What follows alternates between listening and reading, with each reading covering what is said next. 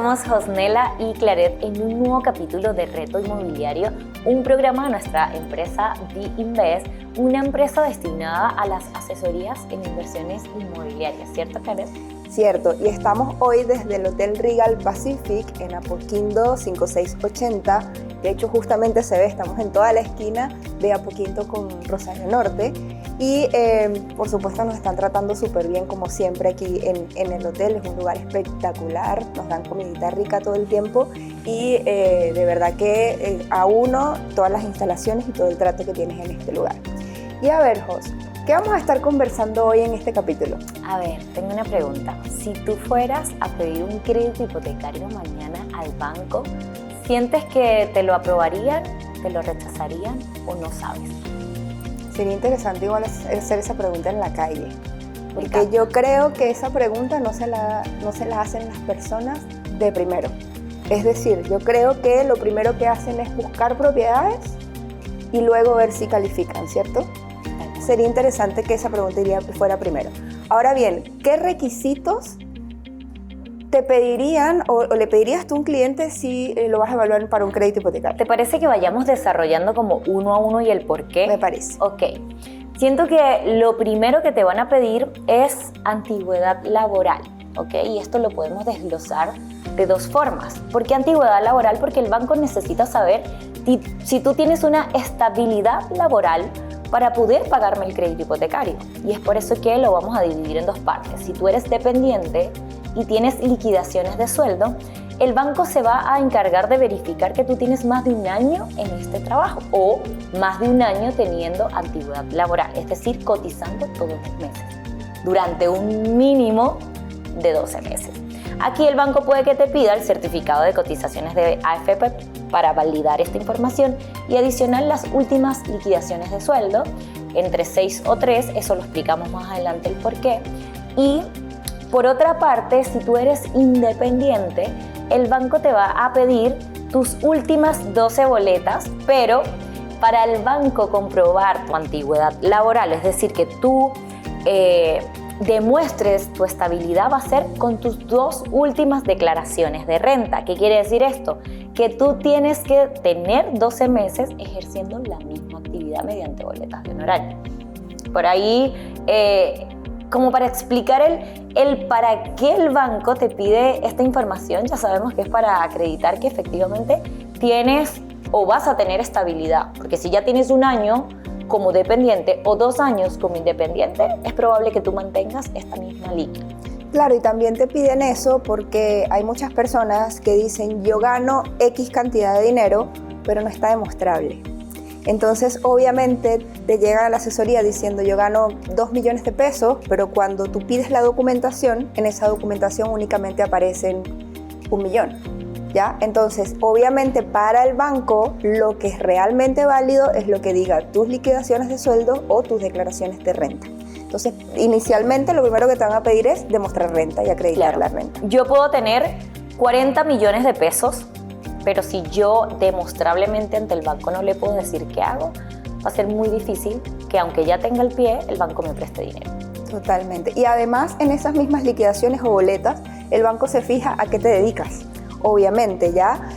Porque también hay como ciertas evaluaciones que no son tan numéricas, sino que son un poco más subjetivas, que es en el rubro en el que estás, a qué actividad te dedicas. No es lo mismo que ganes cierta cantidad de dinero, quizás trabajando como dependiente para una empresa, a que te ganes esa misma cantidad de dinero de pronto haciendo un trabajo freelance o trabajando para algún tipo de aplicación. Entonces, si bien es cierto, es la misma renta, no solamente ven la renta, sino quién es tu empleador, a qué te dedicas e inclusive cómo está compuesta esa renta también dentro de las liquidaciones de sueldo. Sí. Aquí dentro de estas dos categorías, bueno, existe una tercera que no la vamos a mencionar mucho hoy porque hay que dedicar quizás un capítulo completo y es los dueños de empresa, porque esto quizás no tienen ni liquidaciones ni boleta y algunos que solo hacen retiros y es una estrategia totalmente distinta que después hablaremos en otro capítulo de ellos. Ahora hablemos un poco de la renta líquida, porque siempre preguntan cuánto ganas y para muchas personas puede ser como o puede generar un rechazo que le pregunten cuánto ganas, pero hay un porqué cuando en una asesoría se pregunta cuánto ganas. Y de paso esa es casi que la primera pregunta. La más ¿ya? importante. Es súper importante en conjunto con otras, Claro. porque a veces también llegan clientes que yo gano tanto, pero obviamente después vemos las deudas y vemos otras cosas y eso es otro tema, ¿ya? Pero básicamente es importante entender que el banco evalúa riesgos a la hora de poder prestarte para una propiedad. Entonces, dentro del control de riesgos que ellos pueden tener, es que el monto del dividendo que tú vas a quedar, pues obviamente pagando por tu propiedad, no puede sobrepasar el 25 o el 30% de tu renta, ¿ya? Entonces, sabiendo cuánto ganas, calculamos el 25 o el 30% de tu renta y ese es el dividendo máximo que tú puedes ganar. Y en base a ese dividendo máximo se puede saber aproximadamente cuántas UFs, en teoría, o a cuántas UF puedes optar en ese crédito hipotecario. Entonces, por eso la renta es tan importante de entrada, para saber en el fondo pues a qué propiedades sí, a qué propiedades no. Claro. Hagamos un ejercicio. Me gusta. Si yo quiero comprarme una propiedad de 5.000 UFs y gano 1 millón de pesos mensuales, si me desglosan, supongamos que no tengo deudas y de este 1 millón de pesos me desglosan mi 25%, mi 30%, ¿tú crees, Claret, que me va a dar para una propiedad en Ñuñoa? No. ¿Por qué? Porque obviamente allí en ese caso, supongamos como el ejemplo que colocaste, una propiedad de 5.000 UFs, obviamente aquí entra en juego qué tasa te va a dar el banco, etcétera, etcétera, ya no quiero entrar en esos detalles, pero aproximadamente un dividendo te da entre 900.000 pesos aproximadamente. Y si ganas 1 millón, pues obviamente un dividendo de 900.000 no te va a dar para vivir, o sea, de hecho no te va a dar ni siquiera para pagar el gasto común, la luz y el agua del departamento. Entonces, no es coherente en ese caso la cantidad de UFs con la renta requerida porque no puedes sustentar ese dividendo a lo largo del tiempo. Por eso muchas veces se dice, vamos a evaluarte primero para saber qué te presta el banco y luego ir a ver la propiedad. Y también entra en juego el que si con mi renta líquida quizás no llego a eso que quiero, puedo complementar renta con otras personas para que entre ambas rentas obviamente sumen una, pero esto es otro tema que vamos a mencionar también al final. Yo creo que en el segundo bloque del capítulo nos va a dar para hablar del complemento. Y a nivel también de la demostración de ingresos, ya que tú hiciste la división de dependientes e independientes, ya en el caso de dependientes influye mucho cómo está compuesta la renta, o sea, no necesariamente toda la renta es considerada de la misma forma porque hay parte que es considerado el base más distintas variables o si todo es un sueldo base, o sea, todas esas cosas se estudian también dentro de la asesoría en el caso de los dependientes, ¿ya? Y en el caso de los independientes hay un factor también súper importante cuando se ve la renta, que es que al ser un ingreso variable, el banco no te va a considerar la renta completa. Cuéntanos un poquito de eso. Sí, bueno, aquí hay que considerar varios factores. El primero es que si yo soy comisionista o mi renta es variable por distintos factores, que pueden ser comisiones, bonos, etcétera, el banco va a tomar solamente tu bruto, ¿ok? Y si mi bruto es de 700.000 pesos y mi variable varía mucho, por así decirlo, te va a castigar ese porcentaje.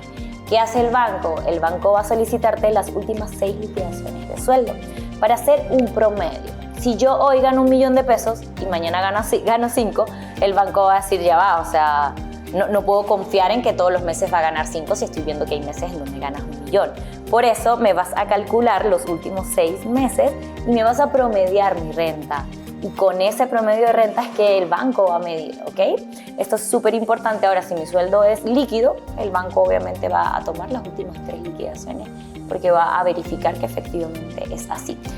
Hay un punto súper importante en las personas que emiten boleta de honorarios cuando hablamos de la variabilidad, porque si yo soy independiente y emito boleta de honorarios, puede que en la mayoría de los casos estos montos varíen, ¿ok? Puede que un mes gane 1 millón, 2 millones, 5 millones, 3 millones. El banco te castiga cuando emites boletas de honorarios un 30% a ese monto, ¿ok? Esto es muy importante porque de repente llegan a una asesoría pensando que gano por boleta 3 millones y el banco me va a tomar esos 3 millones. No es tan así. de esos 3 millones el banco te va a castigar un 30%, así que hay que tenerlo en cuenta. Precisamente por lo mismo que hablamos del riesgo. Para el banco es riesgoso que tu sueldo no sea igual todos los meses, entonces ellos por precaución no te evalúan con el 100%, sino con el 70% de lo que ganas. Es como que el banco no se va a estirar al máximo, sino va a ser un poquito más precavido, te va a prestar un poquito más por debajo, por debajo de lo que realmente puedas pagar. Y es lógico, porque finalmente si alguien es independiente y se va un mes de vacaciones, no, hay rubros donde puedes seguir quizás generando, pero no todos. No todos, exacto. Si te vas más tiempo, pues, o te enfermas, o ese tipo de riesgos son los que el banco no le gusta, como digamos, asumir al 100%. Un tercer requisito, y creo que es fundamental, creo que es uno de los... yo creo que vamos por orden en importancia. Este está dentro de los 3 más importantes porque puedo ganar 5 millones, pero si mi DICOM o mi certificado o mi informe de deudas dice que debo mucho, automáticamente me daña todo. ¿Qué pasa con esas personas que tienen muchas deudas en el sistema financiero? El problema con eso es que estamos hablando que el banco te considera una carga financiera, ¿cierto? Del 25 al 30% aproximadamente para el dividendo, pero también hay un monto para tus deudas totales, ¿ya? Y dentro de esas deudas totales vienen todas esas deudas con las que tú llegas a la asesoría, probablemente un auto o un crédito de consumo, que siempre es tuyo. Inclusive me llegan muchos que no, es que el crédito es de mi hermana, pero está mi nombre, pero es tuyo, igual si aparece en el sistema. Todas esas cosas te ocupan carga financiera. Entonces, todo ese cupo que tú tenías disponible, inclusive para el dividendo, va a empezar a bajar de acuerdo a la cantidad de deudas que ya tú tengas previamente a que vayas a comprar. Conclusión de esto, mientras más deuda tengas, menos espacio tienes para ese nuevo crédito, por ende, menos UF te van a prestar. Tal cual.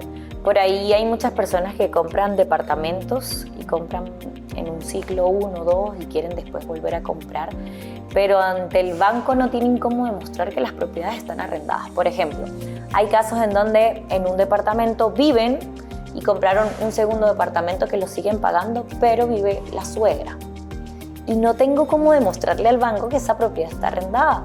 Obviamente esto topa mi capacidad de endeudamiento y cuando me evalúo para una nueva propiedad no voy a tener posibilidades ante el banco porque ya tengo mi carga al límite. En el próximo bloque vamos a ir a vitrinear y seguimos con un poquito más de los requisitos para adquirir un crédito hipotecario.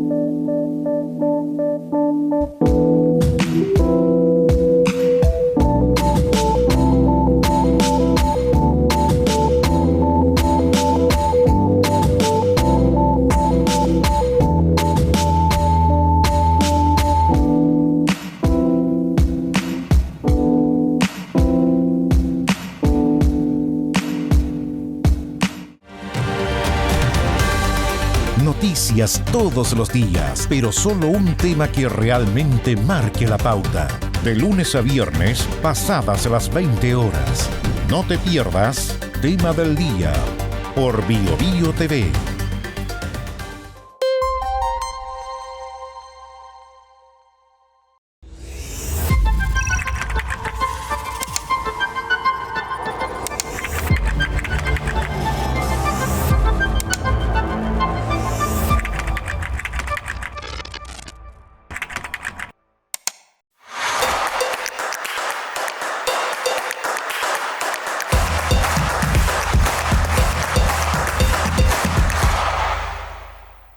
Hola, ¿cómo están? Los invito a suscribirse a nuestro canal de YouTube, al canal de BioBio, para que puedan disfrutar de todo nuestro contenido. Los esperamos. Suscríbanse.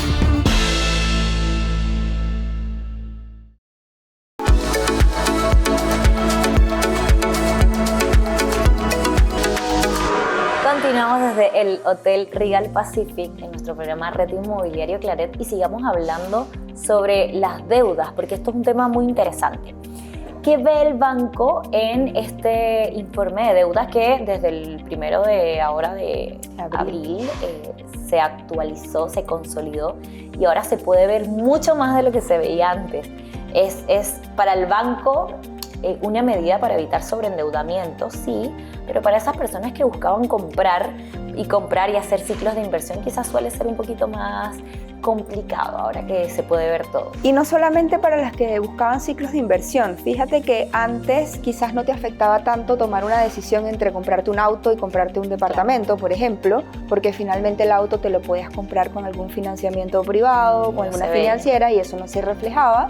Para tu bolsillo sí, pero para tu carga financiera y tu radiografía de perfil, eso no estaba reflejado, pero ahora sí.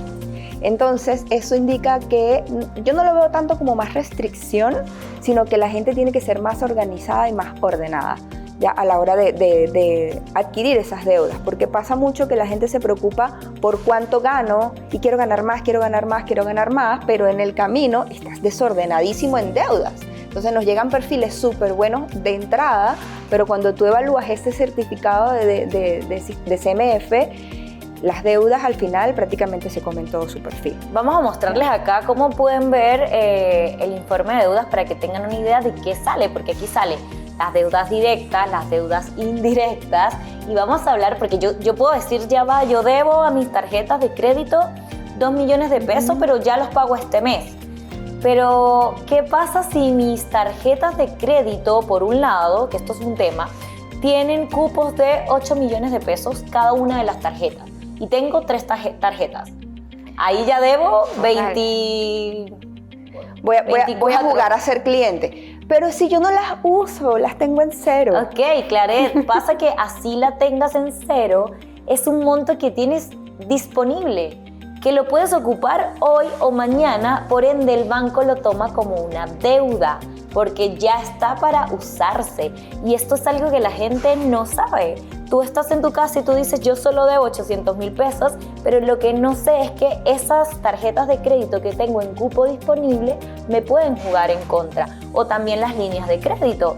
Abro 3 cuentas y en cada cuenta me dan una línea de crédito de 5 millones, 3 millones y me va a sumar como una deuda indirecta. Tal cual. Y ahí en ese certificado de CMF es donde tú ves toda esa radiografía pero ¿por qué me aparece tanto? Claro, porque te aparecen todas esas supuestas deudas que tú ni siquiera tenías en tu mente, ¿ya? De hecho, yo creo que vamos a dejarles también el link del informe para que lo puedan descargar y puedan hacer el ejercicio en sus casas. Que ustedes puedan ver cómo los ve el sistema financiero. Porque una cosa es como yo creo que estoy en el sistema financiero y otra es cómo los bancos me ven. Y a veces aparecen por ahí unas cositas y unas deudas que yo no sabía que tenía. Estás en rojo porque el informe también tiene rojo, amarillo, verde, así súper semáforo. Y de repente sale un rojo que tú dices, ¿pero qué pasó? Y eran 5,000 pesos de una tarjeta que se te había olvidado, que no pagaste. Entonces siempre es un buen ejercicio igual entrar a ese certificado y estar claro de cuál es tu situación actual. También en cuanto a las deudas hay un punto súper importante que podemos tocar, y es que hay muchas personas que llegan a la asesoría y dicen como, es que yo uso la tarjeta y mañana la pago. No se trata de usar la tarjeta y pagarla mañana, porque el banco no va a tomar en cuenta si pagaste un día antes, sino va a tomar en cuenta si pagaste el día que corresponde, el día de facturación. Entonces acá es pagar el total facturado, punto número 1 importantísimo, y punto número 2, pagar el día que corresponde. No pagar después ni pagar antes. Total. Y vámonos hacia el otro lado, las personas que entonces más bien les da miedo tener tarjetas de crédito por todo lo que estamos diciendo, entonces yo voy a salir corriendo y voy a cerrar todas mis tarjetas. No. Tampoco, porque finalmente la tarjeta es lo que te da historial crediticio. El banco, ¿por qué te piden esto? Porque el banco necesita conocer cómo te comportas. ¿Cómo pagas? ¿Cómo pagas? ¿Eres buen pagador? ¿Eres buen pagador? ¿Eres mal pagador? ¿Pagas a tiempo? ¿Pagas retrasado? ¿Te endeudas mucho? ¿Te endeudas poco? Porque la gente, bueno, entonces no las voy a usar mucho, y eso es la traducción de esto. El banco dice, tiene miedo de endeudarse. Entonces, si tiene miedo de endeudarse con montos pequeños, ¿cómo yo voy a llegar a prestarle millones de pesos para una propiedad? Entonces, todas estas cosas el banco las evalúa, y tu perfil crediticio o tu historial crediticio lo formas a través de precisamente utilizar las tarjetas de crédito. Tal cual. Ya llevamos 3 requisitos que son súper importantes. El primero es antigüedad laboral. Si eres dependiente o independiente, ¿qué debes tener en cada uno de estos? La renta líquida requerida o lo que requieres en cada una de las categorías. Y el tema de deudas, que son súper importantes. Hay un cuarto factor que influye a la hora de pedir un crédito hipotecario, que es la edad, ¿ok?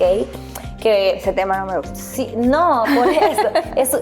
Lamentablemente no somos nosotras las que decimos no te van a prestar, es el banco, y existe también una razón del por qué. Sí. Existe un rango de edad desde los 24, 25 años hasta, obviamente depende del banco, hasta los 55, desde los 52 comienzan a reducir la cantidad de años, pero esto también es porque todas las propiedades pagan un seguro o están asociadas a que tú contrates un seguro de desgravamen.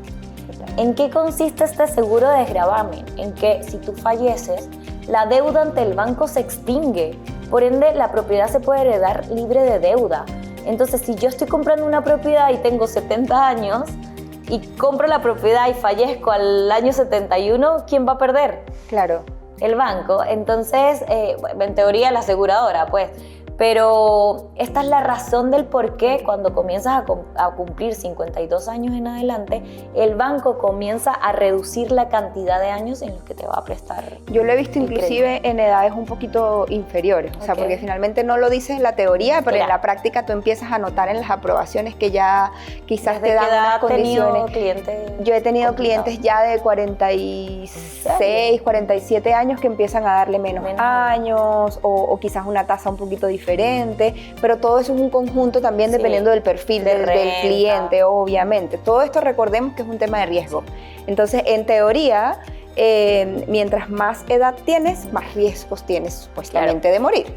Entonces, obviamente está asociado a ese seguro de desgravamen. Yo he tenido, o sea, con los clientes que he tenido como temas en cuanto a cantidad de años que empiezan a reducir, es desde en mi caso, desde 52, de repente me dicen no te vamos a prestar a 30 sino a 20. Exacto. Y ya eso, ¿qué quiere decir? Que el dividendo va a ser más alto. Si el dividendo es más alto, por ende necesitamos una renta líquida más alta. ¿Por qué lo mencionamos? Porque hay muchas personas que siempre dejan para después, y cuando ya quieren hacerlo, ya el reloj obviamente comienza a pasar factura, ya va a ser un poquito más difícil que el banco les preste. Entonces hay que comenzar a hacerlo, si estás dentro de los 25 y los 40 años, 50 años, estás en la edad de hacerlo. Aparte de eso, el banco considera algo un poquito también más subjetivo, que es que si tienes el mismo perfil, agarremos 2 perfiles exactamente iguales, pero uno de 50 años y uno de 30, ¿ya? Te harán exactamente lo mismo en la misma empresa. Para el banco hay más probabilidades de que el de 30 siga surgiendo o siga evolucionando su carrera versus el de 50 en teoría ya llegó, en teoría obviamente, a lo que iba a hacer. Entonces las proyecciones de crecimiento son menores. Claro, se puede mantener. Se podría mantener, exacto, pero en cuanto a crecimiento probablemente el que tenga menor edad viene en ascenso, ¿ya? Entonces ellos también consideran eso y pueden ser un poquito más flexibles con las personas de menor edad. Este es el análisis de riesgo que realiza el banco a la hora de aprobar o rechazar el crédito hipotecario, no lo decimos nosotras. Obviamente cada banco maneja distintos criterios a la hora de aprobar. Hay otro factor súper importante y es si tienes ahorro o no, ¿ok? Importante o no. Podemos hacer un programa completo del pie. ¿Es importante tener pie realmente, Claret? No es obligatorio. Okay. Es decir, ¿se puede comprar sin pie? Sí, hay estrategias para eso. Ahorita el mercado yo digo que se puso súper creativo en realidad, así que hay 1001 formas. De hecho, por eso es tan importante la asesoría, porque muchas veces se cree que solo teniendo el pie yo puedo ingresar al juego, le llamo yo, y no es estrictamente necesario. Que te pueda ayudar, por supuesto que siempre te va a ayudar.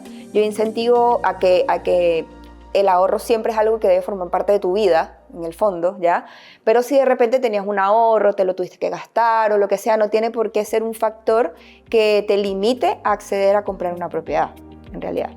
Muy bien. Lo que sí debemos tener, obviamente, a la hora de comprar es el gasto operacional. Existe, si quizás compro sin pie porque puedo pagar una cuota mensual de 300,000, 200,000, 500,000 pesos, etc., debo considerar que el banco va a solicitarme pagar los gastos operacionales y la notaría también, que son timbres y estampillas, la redacción de escritura, la inscripción en el conservador de bienes raíces, los gastos notariales, el impuesto, y son gastos que van a salir sí o sí de mi bolsillo. Entonces, no es como que no puse nada, no, pero muchas veces yo he tenido clientes que compran 2 departamentos con 2 millones de pesos, 3 millones de pesos. Así que se puede, sí, solo hay que hacerlo de forma y no dejar que eso, porque hay muchas personas que dicen voy a esperar tener el pie para ingresar, cuando en realidad durante todo ese tiempo que tú estás ahorrando, si es que realmente lo ahorras, ya, todo ese tiempo las propiedades están en constante plusvalía y en constante movimiento. Entonces probablemente por esperar a ahorrar 10 millones de pesos, la propiedad te aumentó 8 millones de pesos. Entonces, ¿qué hiciste? Básicamente, ¿ya? ¿Qué pasa con esas personas que ganan 1.500.000, 1.000.000 y quieren quizás comprar su departamento de vivir? ¿Pueden complementar renta con alguien? Por acá los chicos nos preguntaban si podían complementar renta con alguien más que no sea su pareja. Sí, de hecho también podríamos hacer un programa completo solo de complemento de renta. Es un tema súper interesante y nos colocaron esa pregunta mucho en el Instagram, así que la vamos a desarrollar con más profundidad. Pero sí se puede complementar renta. Lo ideal es con persona con vínculo directo, padre, madre, hijos, hermanos. Eso no hay problema, pero también se puede complementar con personas que no tengan vínculos directos, solo que va solamente a avanzar el crédito en específicas entidades bancarias, quizás no en todas, en la que los permita, sí se puede realizar. Sí, yo creo que ya cumplimos con esto los requisitos básicos para poder comprar una propiedad, así que si tú crees que cuentas con estos requisitos, nosotras felices también de poderte apoyar y ayudar a armar una estrategia para que compres tu departamento. Yo creo que estamos por el día de hoy, nos queda para desarrollar nuevos capítulos, Claret, de Lo esto. importante es que se asesoren porque todo aquí es un gran depende. Cada banco tiene sus políticas y cada perfil puede funcionar de manera distinta. Así que los invitamos a asesorarse para poder saber si calificas o no calificas para un crédito hipotecario. Nos vemos en un próximo capítulo.